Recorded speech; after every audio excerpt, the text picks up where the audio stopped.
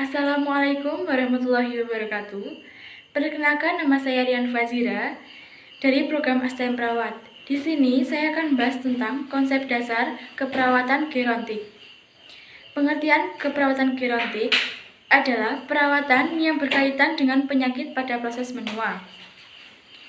Menurut ilmu yang lain, keperawatan gerontik adalah ilmu yang mempelajari tentang perawatan pada lansia yang berfokus pada pengajian kesehatan dan status fungsional, pencernaan, inflamasi, serta evaluasi. Fungsi perawatan gerontik yaitu ada 5. Yang pertama, membimbing orang pada segala usia untuk mencapai masa tua yang sehat. Yang kedua, menghilangkan perasaan takut tua. Yang ketiga, memberikan semangat, dukungan, dan harapan. Yang keempat, mendidik dan mendorong pemberi pelayanan kesehatan. Yang kelima, melakukan perawatan restoratif dan rehabilitatif. Lingkup keperawatan geronik. Lingkup asuhan keperawatan geronik adalah pencegahan ketidakmampuan sebagai alat proses penuaan, perawatan untuk memenuhi kebutuhan lansia, dan pemulihan untuk mengatasi keterbatasan lansia. Sifatnya independen, interdependen, humanistik, dan holistik. Adapun pengertian lansia. Lansia adalah tahap akhir siklus hidup manusia, merupakan bagian dari proses kehidupan yang tak dapat dihindarkan dan akan dialami setiap individu. Usia lanjut adalah fase menurunnya kemampuan akal dan fisik yang dimulai dengan perubahan dalam hidup. Batasan lanjut usia. Usia lanjut 60-74 tahun, usia tua 75-89 tahun, dan usia sangat lanjut 90 tahun.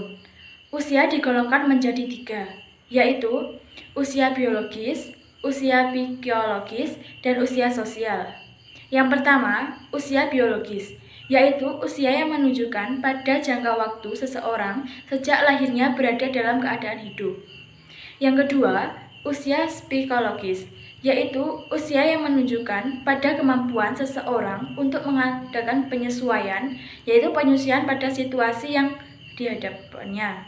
Yang ketiga, usia sosial, yaitu usia yang menunjukkan pada peran-peran yang diharapkan atau diberikan masyarakat kepada seseorang sehubungan dengan usianya. Tipologi lansia.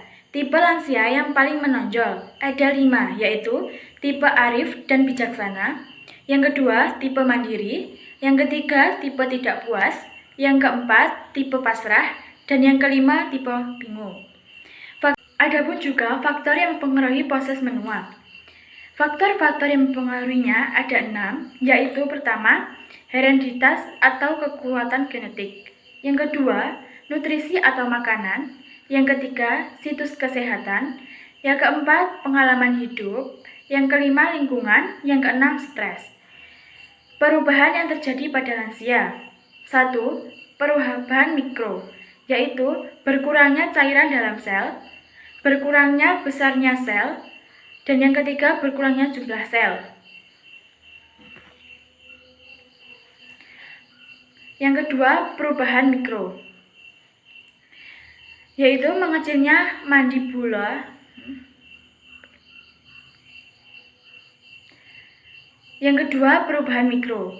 Yang pertama, mengecilnya mandibula. Yang kedua, rambut memutih. Dan yang ketiga, emosi permukaan sendi-sendi. Yang keempat, menopause pada wanita.